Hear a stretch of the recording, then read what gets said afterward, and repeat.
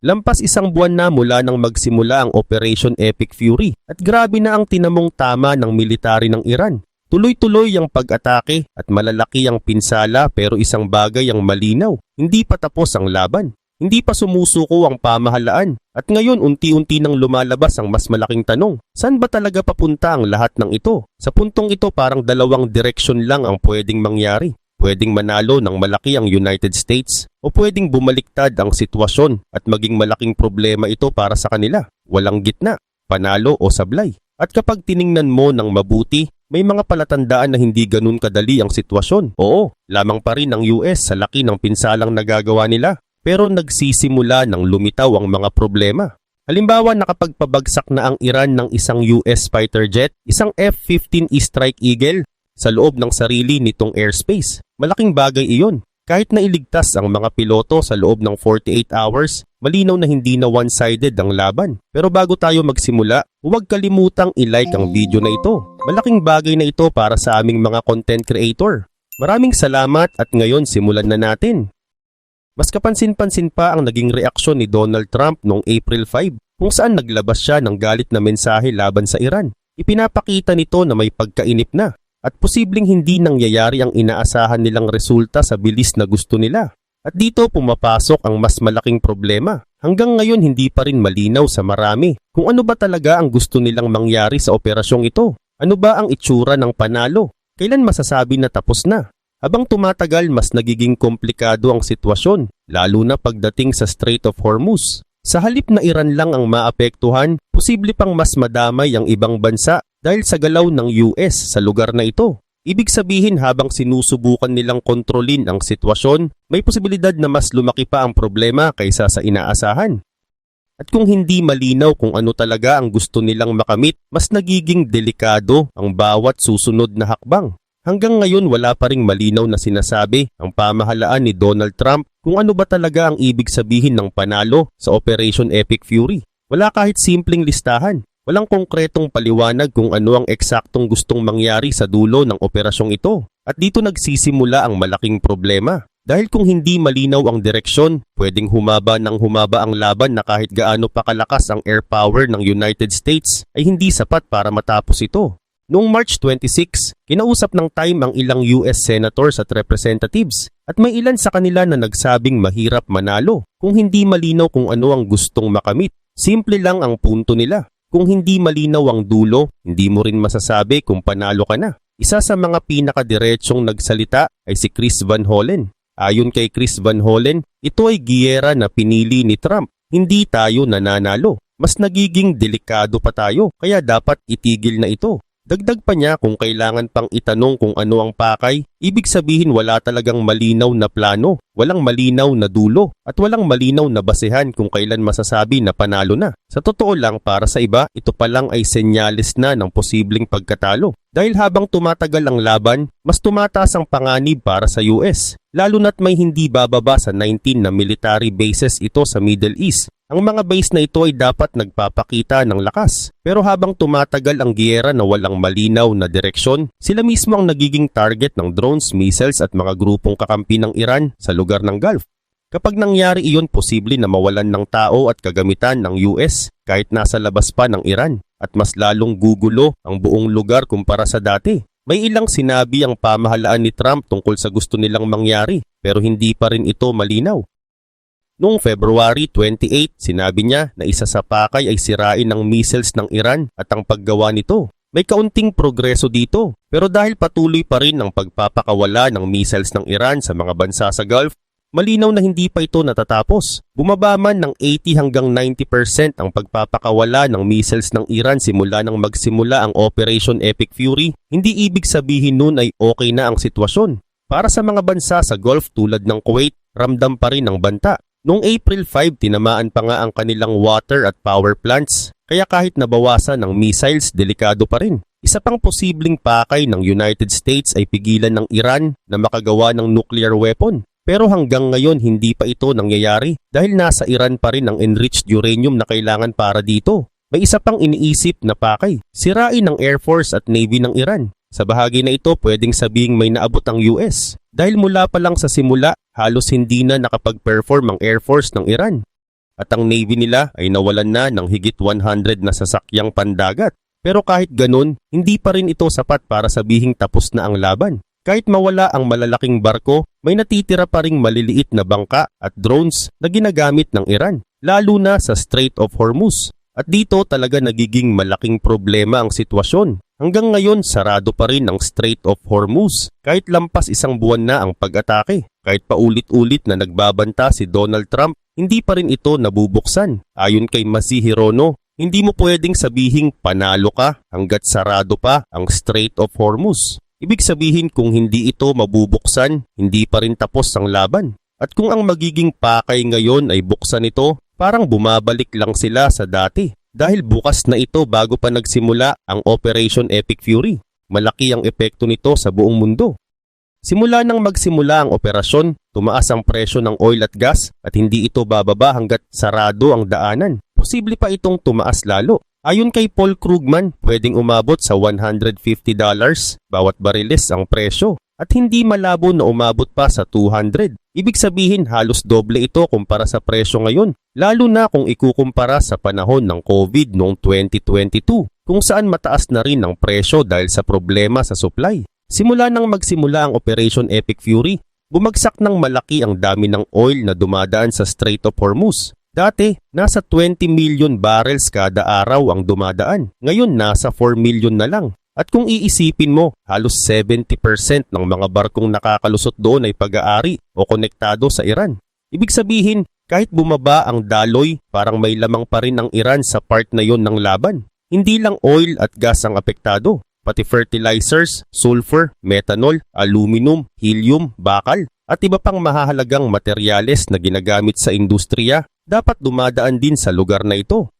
Ayon sa World Economic Forum, kapag tuluyang nahinto ang daloy, pwedeng magdulot ito ng malaking problema sa ekonomiya sa buong mundo. At kung magpapatuloy ang pagsasara ng Strait of Hormuz, posibleng humantong ito sa isang global economic crisis. Sa totoo lang, may mga nagsasabi na nagsisimula na nga ito. Pero ang pinakaunang tinatamaan ay ang mga bansang nasa Gulf na hindi kasama ang Iran dahil sila ang umaasa sa daanang ito para sa kalakalan. At hindi lang negosyo ang problema nila ngayon. May mas mabigat pa. Dahil sa nangyayari, mas nagiging agresibo ang Iran laban sa mga bansang ito. Tulad ng nangyari sa Kuwait noong April 5 kung saan tinamaan ng kanilang mga pasilidad ng tubig at kuryente. At hindi lang iyon, marami pang sunod-sunod na pag-atake ang nangyari. Mula sa military bases ng US hanggang sa energy facilities sa iba't ibang bansa sa Gulf. Parang matagal nang may tensyon at ngayon lalo itong lumala dahil sa Operation Epic Fury. Ayon sa Georgetown Journal of International Affairs, posibleng magtulungan ang mga bansang ito para labanan ang Iran. Pero may malaking problema pa rin ang mga kakampi ng Iran. Hindi lang Iran mismo ang gumagalaw. May mga grupo rin na kumikilos para sa kanila. Nandyan ang Hezbollah sa Lebanon, mga grupong Shia sa Iraq, ang Houthis sa Yemen, at iba pang maliliit na grupo sa buong Middle East. Ang problema sa mga grupong ito, mahirap silang bantayan at mas mahirap silang pigilan. Kahit tamaan ang mga pasilidad ng Iran, tuloy pa rin ang galaw ng mga grupong ito. Noong March 28, ilang bansa tulad ng Qatar, Saudi Arabia, Bahrain, Jordan at United Arab Emirates ay naglabas ng pahayag laban sa mga grupong ito. Pero kahit may mga ganitong pahayag, hindi ibig sabihin nito ay titigil sila. Dahil sa ngayon tuloy pa rin ang gulo. Hindi rin sapat ang tuloy-tuloy na pambobomba mula sa ere para mapahinto ang mga grupong kakampi ng Iran. Hindi sila lumalaban sa normal na paraan. Nagtatago sila, hinihintay matapos ang mga atake. Tapos saka sila biglang gaganti sa hiwa-hiwalay na paraan. Ganito talaga ang style nila, isang paraan ng pakikipaglaban na matagal nang pinaghahandaan ng Iran. At kung tutuusin, ito rin ang klase ng kalaban na matagal nang nagbibigay problema sa United States mula pa nung panahon ng Vietnam hanggang sa Iraq at Afghanistan. Bukod sa laban mismo, may isa pang malaking problema ang US ngayon, ang gastos. Hindi lang pera ang nauubos, pati mga kagamitan at supply. Ayon kay James Comer, gusto niyang malaman kung saan napupunta ang pera at gaano pa kalaki ang kakailanganin. Simple lang ang tanong niya, magkano na ang nagastos at magkano pa ang susunod? May idea na tayo sa sagot. Ayon sa The Guardian, umabot na sa $12.7 billion ang gastos ng Operation Epic Fury sa loob lang ng first 6 days. At sa ngayon tumatakbo na ito ng 37 days. Kung pareho pa rin ang bilis ng gastos kahit hindi sigurado, posibleng nasa $78.3 billion na ang total na nagastos ng US sa Iran. Dahil dito, humihingi ngayon ang White House ng dagdag na $200 billion na pondo para maipagpatuloy ang laban. Ayon sa BBC noong March 19. Dagdag pa rito ayon sa Le Monde, gusto rin nilang itaas ng 40% ang defense budget ng US na aabot sa $1.5 trillion kada taon. Ang plano nila para makuha ang pera? Ayon sa pamahalaan ni Donald Trump, babawasan o tatanggalin ng ibang gastusin ng gobyerno at ibabalik sa mga lokal na pamahalaan ang ilang responsibilidad. Sa madaling salita, habang tumatagal ang laban, hindi lang kalaban ang pinoproblema, pati gastos, lalong lumalaki. Ayon sa plano, makakatipid daw ng $73 billion ang United States para sa military. Pero kahit ganun, kulang pa rin iyon kumpara sa hinihinging $200 billion ng White House, lalo na kung isasama pa ang balak na 40% na dagdag sa defense budget. Dagdag pa rito ang problema sa supply. Sa loob lang ng 16 days ng Operation Epic Fury, umabot na sa 11,294 na munitions ang nagamit ng US. Ibig sabihin, hindi lang pera ang nauubos, pati mga bala at kagamitan, mabilis ding nauubos. At dito lumalabas ang malaking tanong, baka mas mahal pa ang ginagastos ng US kaysa sa makukuha nitong kapalit. Kung ganito ang magiging takbo, ito ang posibleng ending na hindi maganda para sa US. Matatapos ang Operation Epic Fury na walang malinaw na direksyon at walang malinaw na nakuhang resulta. Mananatiling magulo ang Gulf area, hawak pa rin ng Iran ang Strait of Hormuz at pwede nila itong isara kahit kailan habang ang US ay gumastos ng napakalaking halaga at nabawasan pa ang mga gamit na aabutin ng ilang taon bago mapunan. Yan ang posibleng mangyari kung hindi mag-work ang high-risk na plano. Pero paano naman kung may makuhang resulta ang US? Ano ang itsura ng panalo? Isa sa mga iniisip na magandang kalalabasan ay kung magbago ang pamumuno sa Iran, yung magiging mas maayos ang pakikitungo sa US at mas maganda ang trato sa sarili nilang mamamayan. Ilang politiko ang nagsabi nito, kabilang si Ted Cruz na ayon sa kanya, malaking bagay kung mawawala ang kasalukuyang leader na gusto raw makasama ang US. Ganon din ang sinabi ni Tommy Tuberville. Para sa kanya, mas maganda kung mapunta sa mga tao ng Iran ang kontrol sa bansa, imbes na sa iisang leader lang. Sa simula pa lang ng Operation Epic Fury, may mga nangyari na pwedeng magbigay ng pag-asa sa ganitong direksyon. Kasama ang Operation Roaring Lion, agad may balita na napatay si Ali Khamenei habang nasa ilalim ng lupa, kasama ang iba pang mahahalagang tao sa pamahalaan ng Iran. Kung totoo at tuloy-tuloy ang ganitong pangyayari, pwede sana itong maging simula ng pagbabago sa pamumuno ng Iran. Mismo si Donald Trump nagsabi noong March 5 na gusto niyang makialam sa pagpili ng bagong leader ng Iran. Pero hindi ito sinunod. Sa halip, agad na iniluklok si Mojtaba Khamenei bilang bagong supreme leader matapos mamatay ang kanyang ama. Malaking suntok ito sa inaasahang pagbabago na gusto ng US. Ayon sa CNN, imbes na magbago ang direksyon, parang napalitan lang ang isang matigas na leader ng isa pang posibleng mas matigas pa. Ayon kay Mona Yacoubian, mas matigas ang bagong pamumuno, mas hindi basta sumusuko at mas malapit sa IRGC. Ibig sabihin, kahit na wala ang dating leader, hindi naman talaga nagbago kung sino ang may kontrol at kung paano sila kumikilos laban sa US. Sa madaling salita, nagkaroon nga ng pagbabago sa leader. Pero hindi ito ang klaseng pagbabago na gusto ng US. Pero may isang bagay na malinaw. Napatunayan ng US at Israel na kaya nilang targetin kahit ang pinakaimportanteng tao sa pamahalaan ng Iran.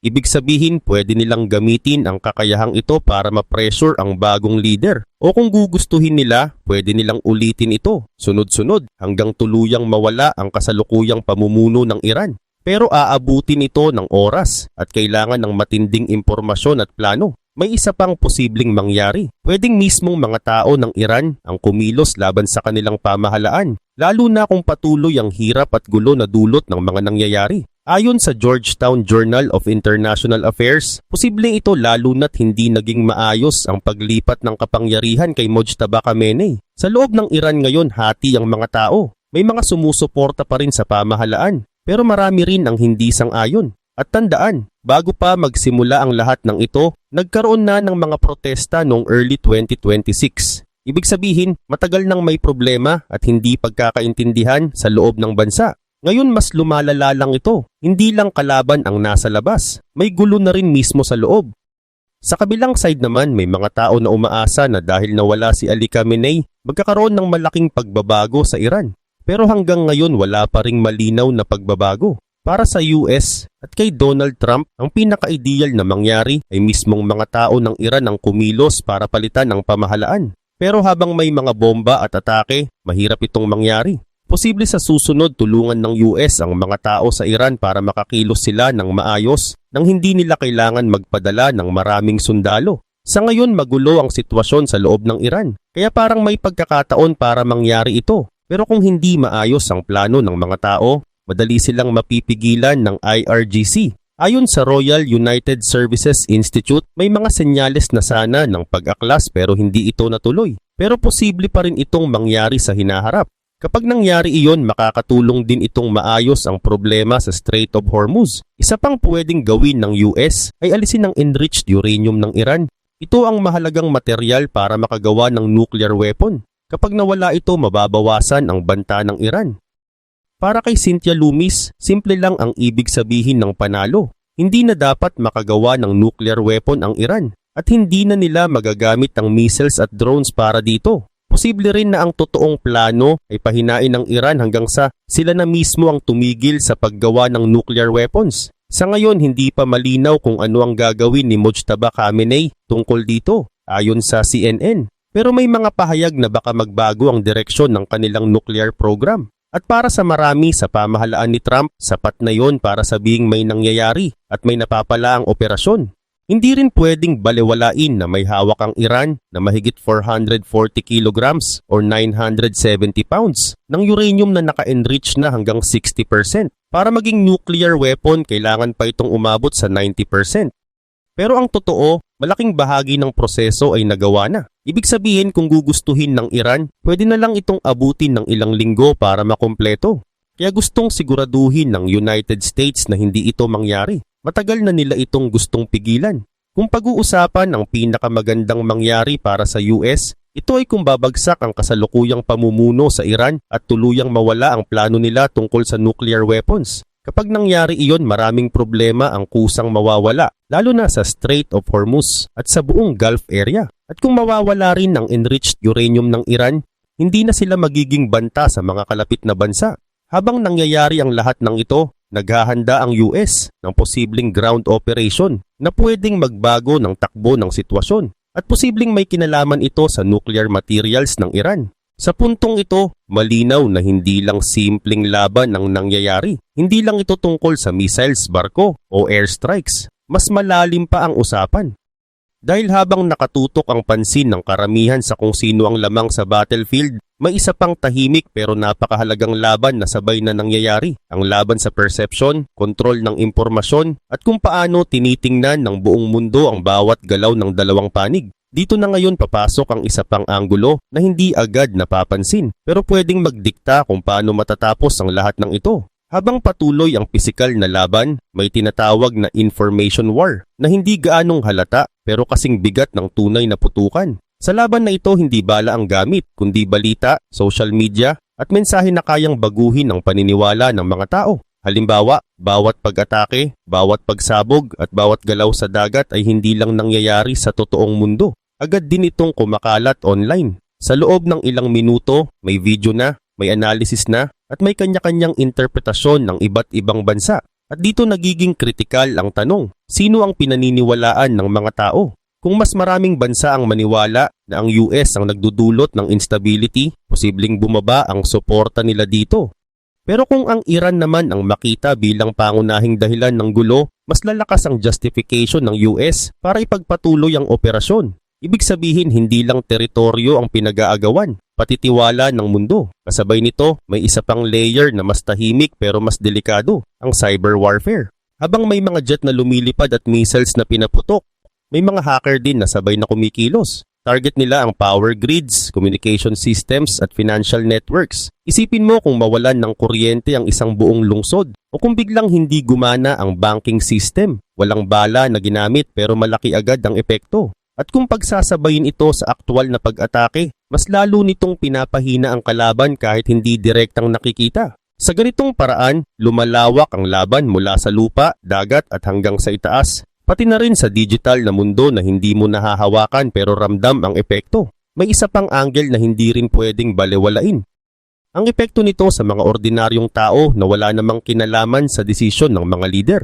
Habang pinag-uusapan ng strategy at geopolitics, may mga pamilya na nawawalan ng tirahan, may mga negosyong napipilitan magsara, at may mga batang lumalaki sa gitna ng takot. Sa Iran, habang tumitindi ang problema, mas lalong nahihirapan ang ekonomiya. Tumataas ang presyo ng bilihin, bumababa ang halaga ng pera, at lumiliit ang oportunidad para sa trabaho. Sa kabilang panig naman, kahit ang US ay hindi rin immune sa epekto. Habang tumataas ang gastos sa operasyon, may mga programang panloob na pwedeng maapektuhan tulad ng healthcare, education at public services. Ibig sabihin, kahit malayo ang laban, ramdam ito ng mga tao sa araw-araw nilang buhay. At dito pumapasok ang isa pang posibleng mangyari, ang war fatigue.